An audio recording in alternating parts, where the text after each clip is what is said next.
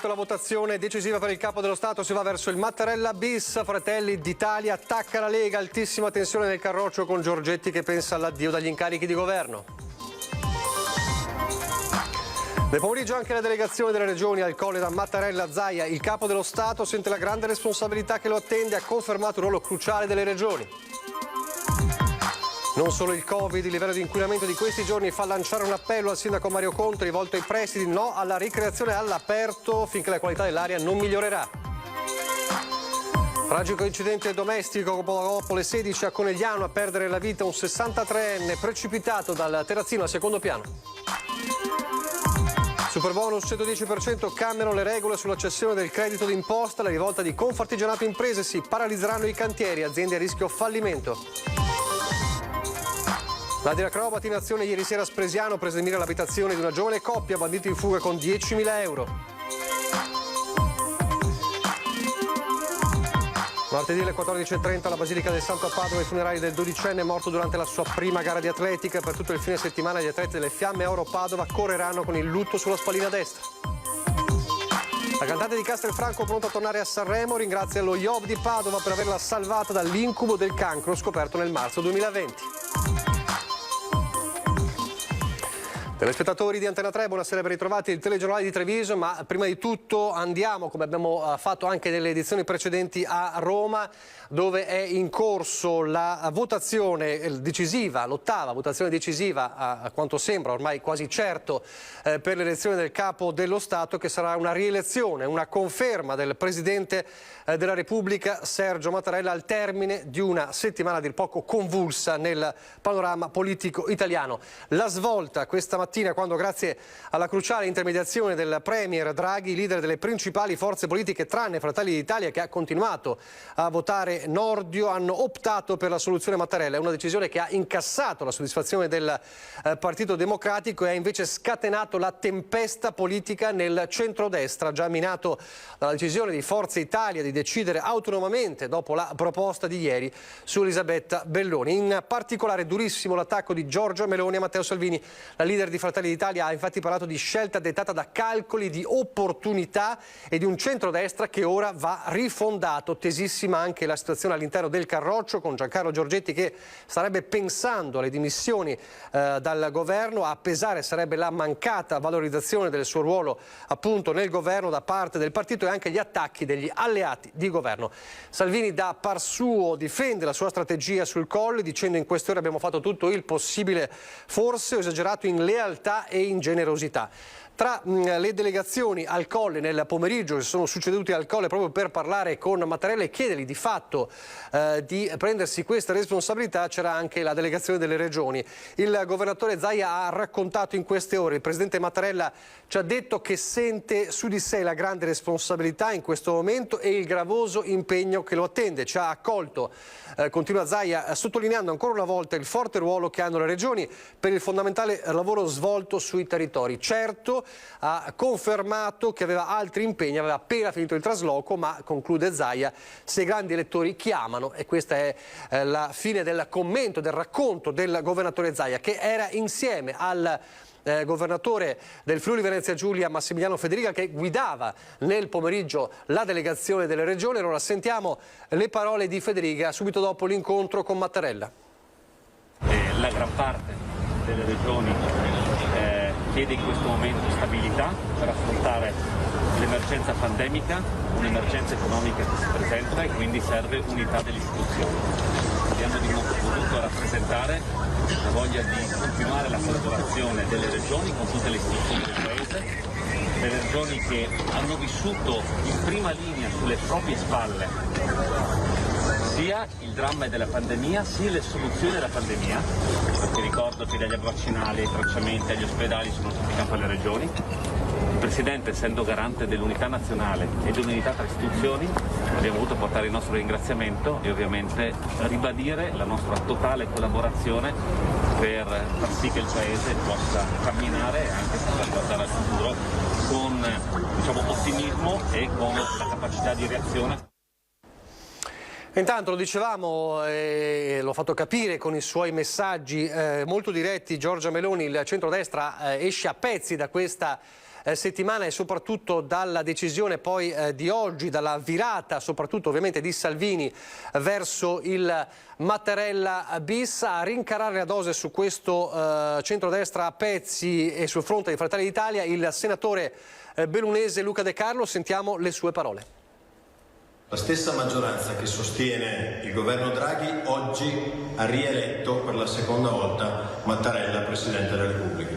In tutto questo una crisi oggettiva del centrodestra parlamentare, centrodestra orfano oggi di una vera rappresentanza compatta, ma che ha in Fratelli d'Italia l'unico baluardo. Da una parte ci sono i conservatori, quelli che credono nella conservazione dei propri ideali e dei propri valori, dall'altra quelli che credono nella conservazione del proprio posto e del proprio scranno. Uno scontro durissimo dunque all'interno del centrodestra che ovviamente vedremo se poi porterà anche a conseguenze a livello locale. Ci sono elezioni amministrative alle porte in Veneto, a Padova e Verona, ma non solo. Allora cosa accadrà? Lo vedremo nei prossimi giorni, ne parleremo anche domani durante la nostra prima edizione e nei servizi poi che vi proporremo domani. Intanto poi ci sono i problemi del territorio, i problemi anche concreti che non riguardano soltanto il Covid. Allora a Treviso c'è un livello di inquinamento che fa ormai paura e che fa lanciare un appello proprio al sindaco di Treviso Mario Conte, un appello rivolto ai dirigenti scolastici: no alla ricreazione all'aperto finché la qualità dell'aria non migliorerà.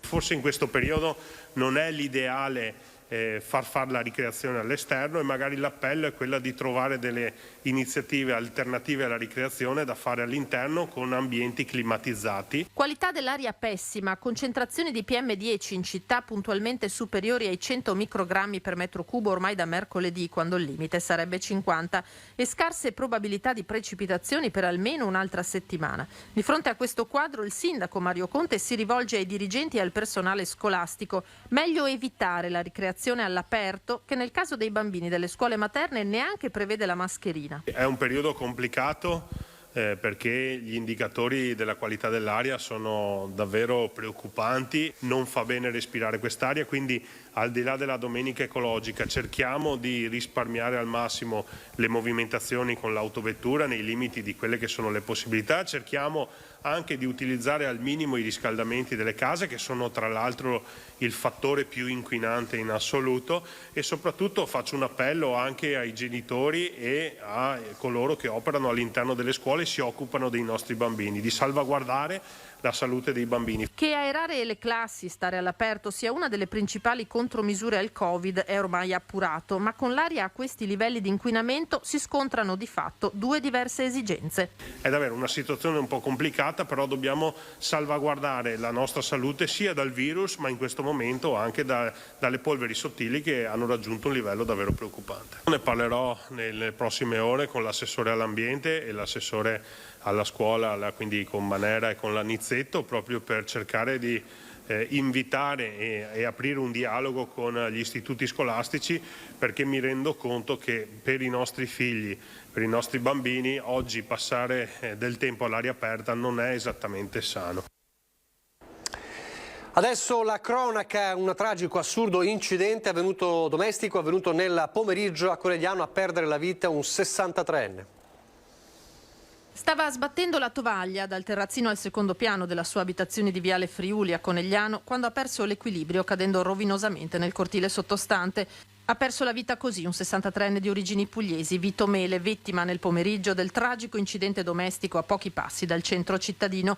Un dramma che si è consumato in pochi istanti. Come accaduto probabilmente tante altre volte, Mele si è affacciato al terrazzino per scrollare via le briciole dalla tovaglia. La balaustra era piuttosto bassa. Se si sia sporto troppo, se sia stato invece colto da un capogiro o da un malore, impossibile saperlo.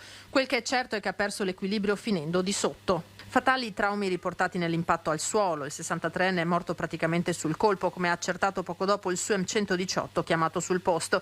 Immediato anche l'intervento dei carabinieri di Conegliano, che dai primi accertamenti hanno escluso il coinvolgimento di altre persone. Operaio, Vito Mele non era sposato. La salma, trasferita all'ospedale, è ora a disposizione dell'autorità giudiziaria, che deciderà se far eseguire l'autopsia. Una tragedia assurda che ci vede tutti attoniti, è stato il commento del sindaco Fabio Chies. Sono incidenti che non vorremmo mai che capitassero. Grande cordoglio e condoglianze a chi lo conosceva. Salva invece per miracolo una 23enne di Santa Lucia di Piave che la scorsa notte, poco dopo l'una, si trovava a bordo della sua auto, divorata poi dalle fiamme a San Vendemiano. La giovane ha perso improvvisamente il controllo dell'auto, finendo così in una canaletta a bordo strada, come vediamo nelle immagini. A quel punto l'auto ha preso fuoco, lasciando comunque il tempo, fortunatamente, alla ragazza di uscire dall'abitacolo e mettersi in salvo, anche grazie a un passante che è intervenuto poco dopo. I vigili del fuoco di Conegliano sono intervenuti, sono riusciti a spegnere fortunatamente le fiamme. Torneremo fra poco alla cronaca, ma adesso invece un capitolo sulle difficoltà delle imprese in questo periodo, proprio mentre la politica oggi ha faticosamente trovato forse la quadra, il Mattarella bis, dopo una settimana davvero di polemiche, e i problemi del territorio e non solo del territorio. Parliamo di Superbonus 110%. Sono cambiate le regole sulla cessione del credito d'imposta e questo, dice Confartigianato, rischia di paralizzare i cantieri e mettere in gravissima difficoltà le imprese. Sentite.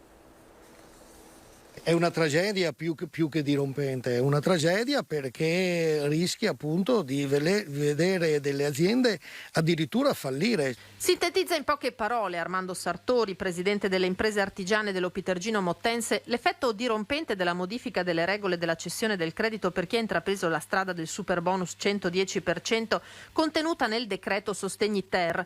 Il credito si può cedere una volta sola e questo limita effetto retroattivo con conseguenze devastanti per le imprese medio-piccole. Ci sono aziende che hanno in pancia dei crediti e che pensavano poi cederli a un soggetto terzo che poteva essere multi-utility o banche. Adesso questi non lo possono più fare, quindi non possono più tener fede a quanto prevedeva il contratto iniziale con il committente. A sua volta si ritrova dunque spiazzato il cittadino. Queste persone si sono attenute a quelle che erano delle regole che oggi vengono di fatto disattese. È un colpo di Stato alla rovescia, una cosa indescrivibile.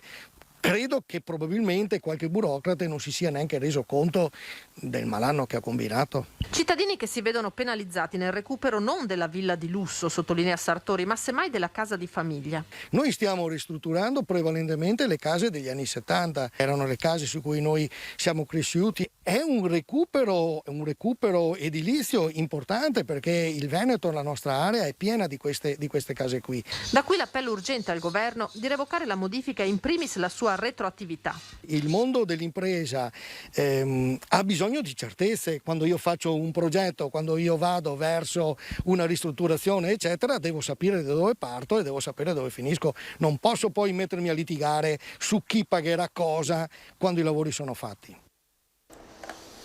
Un altro grido, quello del comparto delle piscine. Il 6 febbraio chiuderemo le piscine, un atto forte mai fatto prima, ma anche un atto responsabile perché non vogliamo che tutto questo passi sotto silenzio. È un passaggio del duro comunicato delle principali sigle dei gestori delle piscine in Italia e in Veneto. Una protesta che nasce dal fatto che, si legge nel comunicato, in questo inizio 2022 la situazione del comparto è drammaticamente peggiorata. Su 23 mesi di pandemia, 10 li abbiamo passati chiusi, mantenendo costi enormi. Le piscine sono state le prime a chiudere e le ultime a riaprire. I vari decreti ristori hanno garantito somme che non arrivano nemmeno al 5% dei ricavi annuali e adesso, come se non bastasse, è arrivato il caro bollette con aumenti superiori al 50%. Infine, concludono le sigle, la quarta ondata sta generando una riduzione del 50% dell'utenza. Chiediamo di essere ascoltati dal governo, di qui la decisione di chiudere gli impianti in segno di protesta il 6 febbraio. Ancora un altro comparto, quello dell'agricoltura, con i danni dalle gelate nei frutteti nel 2021, danni enormi, 90 milioni di euro in Veneto, e anche la difficoltà per molte compagnie di assicurare le varietà di frutteti. 90 milioni di euro è l'ammontare in tutto il Veneto dei danni causati ai frutteti dalle gelate dell'aprile scorso. Ennesimo effetto tangibile dei cambiamenti climatici, di fatto entrati definitivamente nel ciclo delle stagioni. Il dato arriva dal Consorzio di difesa di Belluno, Treviso e Vicenza, nato per proteggere dalle grandinate ed ora allargato alle molteplici produzioni agricole. Numeri pesanti che stanno incidendo sulle stipule delle polizze per questa nuova annata sui campi. Effettivamente stiamo riscontrando una difficoltà seria ad assicurare gli agricoltori, soprattutto alcune culture, dai rischi da gelo. Le culture che hanno più problemi sono principalmente quelle, diciamo, precoci, a fioritura precoce, parliamo principalmente di albicocco, ciliegio, susino, che effettivamente sono più esposte a questo rischio. Questo perché le gelate che si sono verificate negli ultimi 5 anni, 2 gelate molto importanti che invece non si verificavano da una serie storica molto lunga, sta creando delle tensioni al mercato assicurativo e già l'anno scorso abbiamo avuto difficoltà a mettere in copertura alcune culture. E se le assicurazioni non faranno più polizze per i frutteti, dal Confindifesa l'idea di agganciarli ai contratti assicurativi che vengono stipulati per il prosecco e non solo. Un nuovo fondo mutualistico o un'espansione del fondo già attivo e riconosciuto dal Ministero per dare risposta non solo alle fitopatie ma anche a problematiche da rischio gelo, perché non possiamo non dare una risposta ai nostri soci agricoltori. E poi c'è il Covid, la curva dei contagi in lieve calo in Veneto, ma rimane molto alto il numero di persone positive o in quarantena nei servizi essenziali, come ad esempio nei servizi sanitari. Oltre 253.000 veneti attualmente positivi con 15.600 nuovi contagi nelle ultime 24 ore. La curva in calo, seppur lieve, fa sperare che la fase più critica di questa quarta ondata, anche il Veneto, stia per lasciarsela alle spalle. Pesante ancora il numero delle vittime, 36 nel bollettino odierno, ma i ricoveri, pur restando su numeri elevati, sono in calo sia in area medica, meno 31, che in terapia intensiva, meno 12. È chiaro che le strutture ospedaliere sono ancora in difficoltà, questo bisogna dirlo, perché noi oggi abbiamo la situazione, come in tantissime altre attività economiche e non solo, di molto personale positivo. Stimiamo attorno alle 2.000 persone del sistema sanitario regionale, quindi tra medici, operatori, infermieri, OSS e quant'altri, positivi, che quindi sono a casa, e quindi è chiaro che mancando questa forza lavoro le strutture sono in difficoltà e in affanno. Anche il sistema sanitario rispecchia quanto sta accadendo nel resto della società, le prese con una variante Omicron ormai quasi totalitaria, molto diffusiva e che sta tenendo chiuse a casa decine di migliaia di persone. Fortunatamente la stragrande maggioranza è vaccinata ed i sintomi sono lievi. Nella maggior parte dei casi con sintomi, come nel mio caso, molto lievi, quasi da asintomatici. Io ho fatto 2 giorni con un po' di tosse e naso chiuso, però permane la positività. E quindi io credo, insomma, che anche i tavoli di lavoro che ci sono a livello nazionale rispetto alla definizione di caso, rispetto a come gestire un'ondata come questa, e quindi con molte persone che sono bloccate, anche quelle dei servizi essenziali, pensiamo anche al mondo della sanità o altre categorie molto importanti, sia fondamentale. Di qui le richieste delle regioni al governo di rivedere le regole su isolamenti o quarantene e asintomatici. Auguriamo che settimana prossima, come anche per la scuola, perché almeno queste sono le notizie che noi abbiamo, ci siamo tutti resi conti che è impossibile applicare il famoso protocollo nuovo per quanto riguarda la scuola, con l'autosorveglianza, con il monitoraggio, la quarantena, i tamponi al T0, al T5, cioè nessuna regione ce la fa, questo bisogna dirlo, e quindi mi sembra di capire che anche c'è un ripensamento, cercando anche di evitare appunto una trafila di questo tipo, che vuol dire ritardi e vuol dire complicazioni. Nel frattempo sono stati poco più di una cinquantina i partecipanti all'aperitivo Novax di ieri sera in Piazza dei Signori a Treviso, come abbiamo anche documentato in diretta, controllate dalle forze dell'ordine con la mascherina. Hanno motivato lo spritz in compagnia all'aperto come conseguenza del divieto di accesso ai locali pubblici per chi è senza Green Pass. Non una manifestazione, hanno sottolineato, né una sfida ai gestori dei locali, per un evento terminato comunque verso le 21 senza polemiche o momenti di tensione, ma solo qualche segnalazione per le mascherine abbassate. Torniamo alla cronaca e torniamo a parlare di razzie dei ladri, purtroppo a Spresiano, ladri acrobati nell'abitazione di una giovane coppia e poi in fuga con 10.000 euro di bottino. Ci sono le scarpe là e la sotterrazza, guarda. Segni dell'ennesimo furto avvenuto in questi giorni nella Marca. Presa di mira un'abitazione di via Crota Grande a Spresiano, ladri acrobati che si arrampicano sul tubo delle grondaie e, approfittando dei balconi lasciati semiaperti per far filtrare un po' di luce in casa, hanno forzato la porta finestra della camera da letto per poi razziare gli oggetti di maggior valore. 2 individui in azione ieri sera poco prima delle 9:30, il palo seminascosto in questo tunnel e il ladro che avrebbe certamente portato via molti più oggetti se il giovane proprietario non fosse rientrato a casa anzitempo, allarmandosi subito nel vedere queste imposte spalancate. Nemmeno il tempo da parte del derubato di comprendere cosa stava succedendo che i 2 malviventi sono scappati molto probabilmente con questa bicicletta abbandonata dall'altra parte del paese, portandosi via tra preziosi oggetti di valore un bottino di oltre 10.000 euro.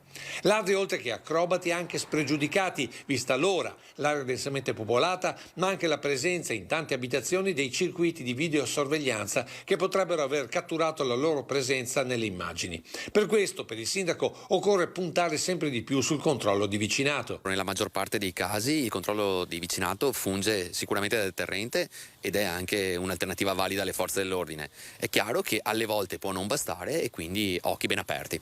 Ieri sera il giovane derubato non ha descritto bene alle forze dell'ordine i ladri in fuga, probabilmente incrociati da una pattuglia, motivo per il quale è importante non solo avvertire su cosa sta accadendo, ma anche descrivere chi lo sta facendo. Stare molto attenti ai particolari, perché tramite i particolari si può arrivare a identificare la persona. So che in un momento magari così frenetico si può far fatica, ma cerchiamo di concentrarci sui particolari.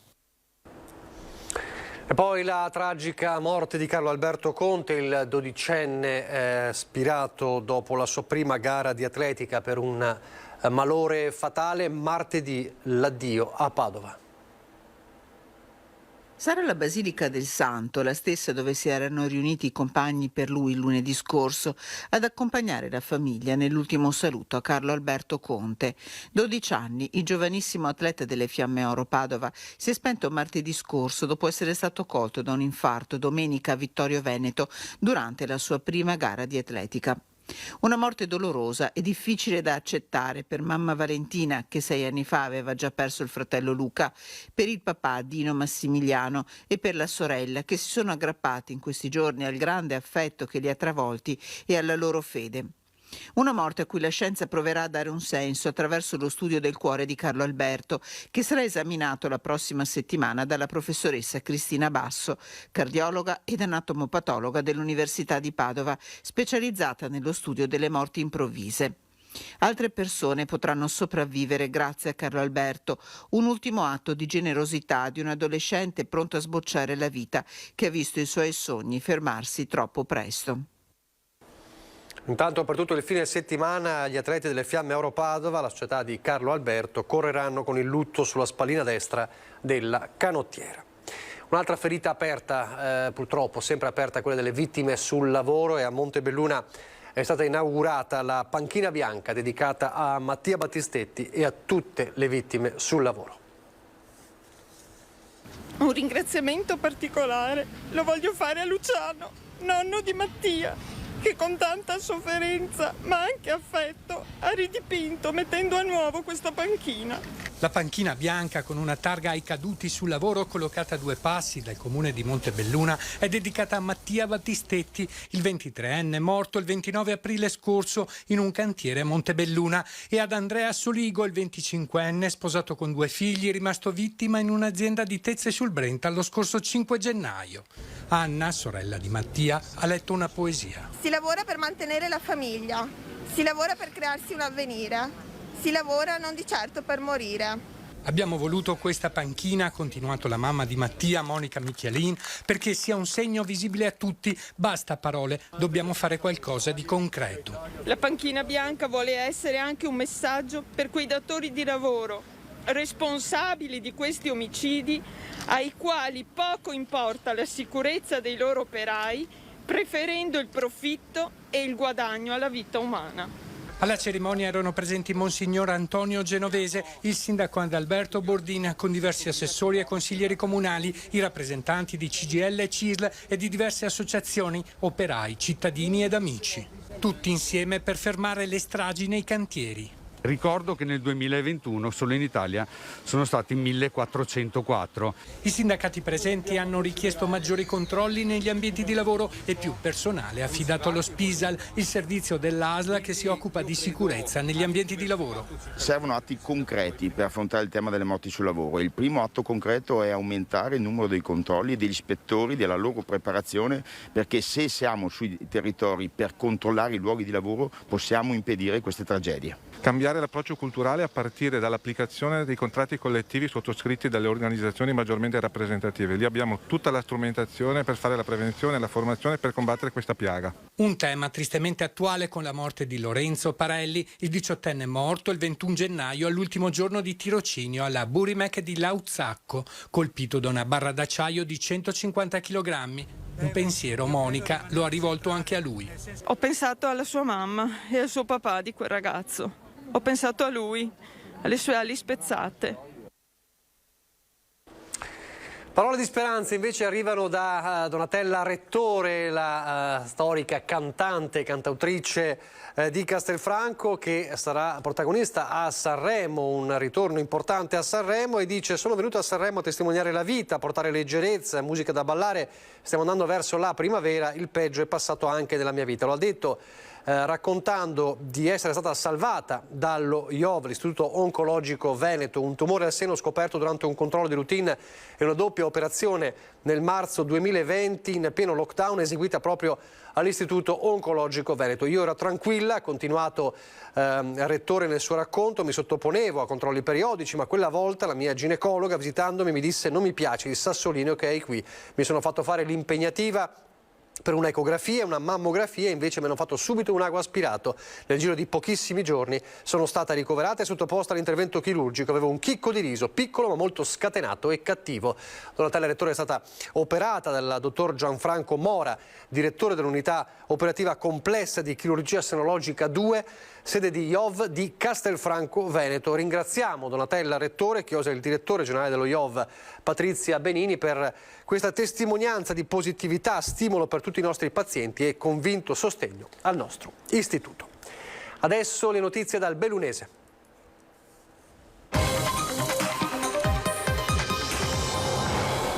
E c'è un tema importante in apertura della pagina bellunese, il tema dello sblocco a nord della provincia di Belluno. Parliamo di viabilità, entra prepotentemente dunque nel dibattito sulla viabilità provinciale alle prese con l'imminente chiusura della galleria del Comelico. Non penso che la variante di Longarone può e debba escludere lo sbocco a nord. Noi come Confindustria, come associazione di categoria, abbiamo un tavolo delle infrastrutture che sarà convocato brevemente e dello sbocco a nord continueremo a parlare. Dopodiché quale sia la soluzione migliore, perché il prolungamento della A27 o chiamarlo sbocco a nord o chiamarlo superstrada o qualsiasi altro nome vogliamo darci, a noi va bene, sinceramente il nome non ci interessa.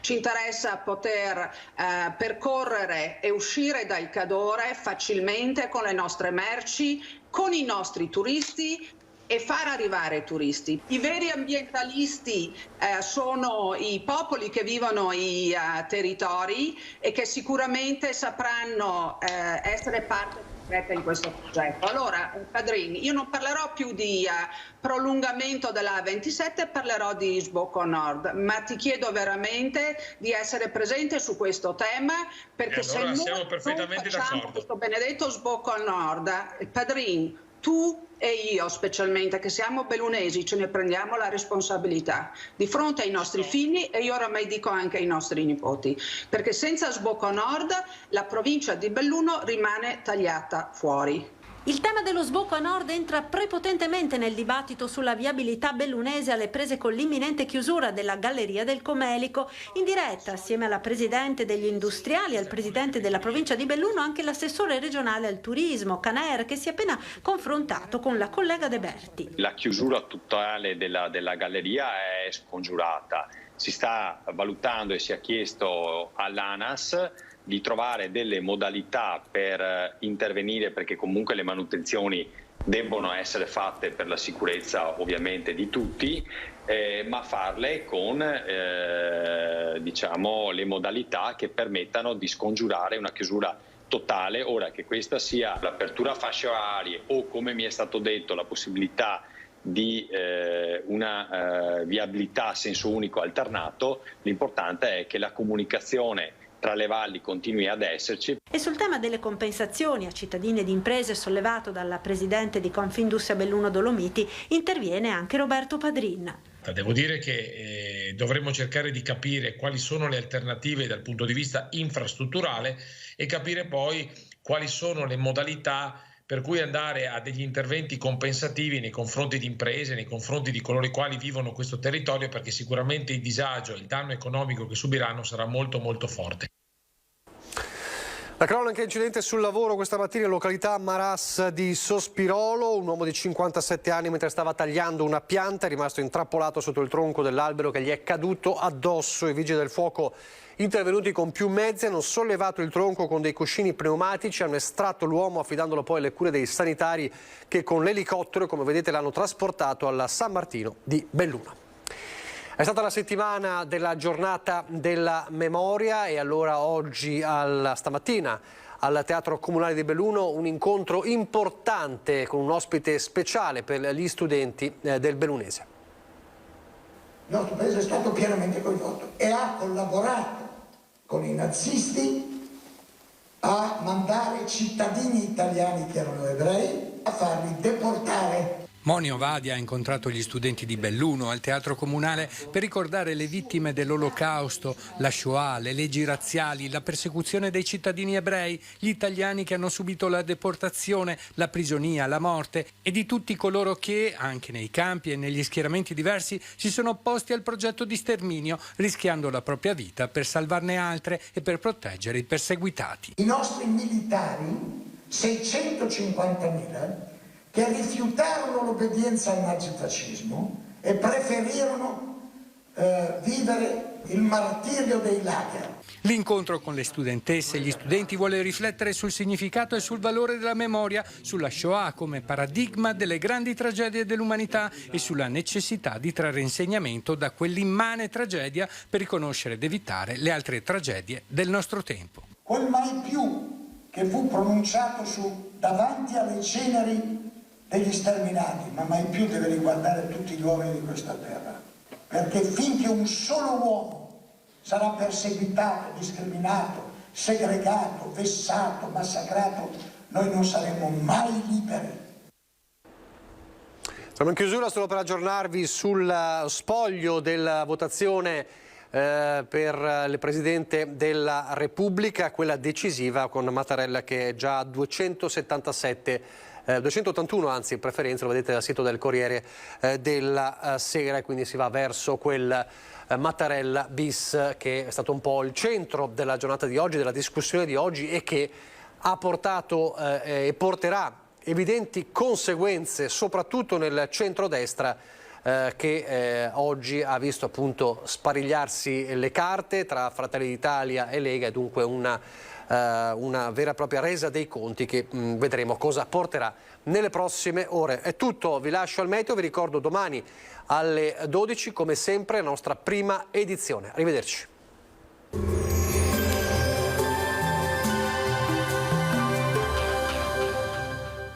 Aglio bianco Polesano DOP, oro bianco del Polesine, prezioso alleato della salute con uniche e molteplici proprietà.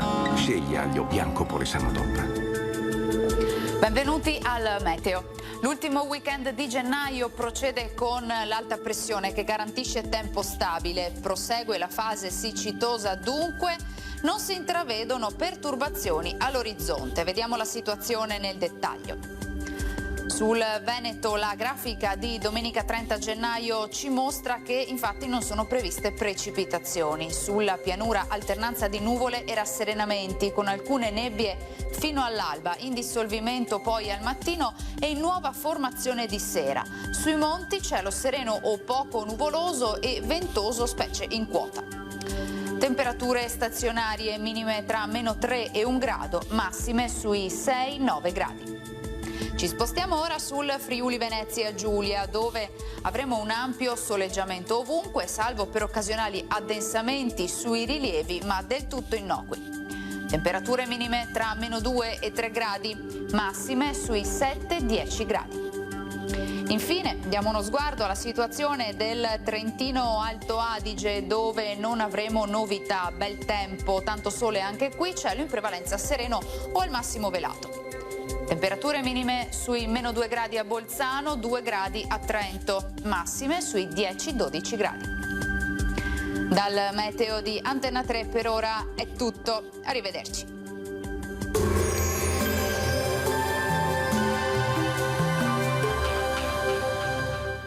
Aglio bianco Polesano DOP, oro bianco del Polesine, prezioso alleato della salute con uniche e molteplici proprietà. Scegli aglio bianco Polesano DOP.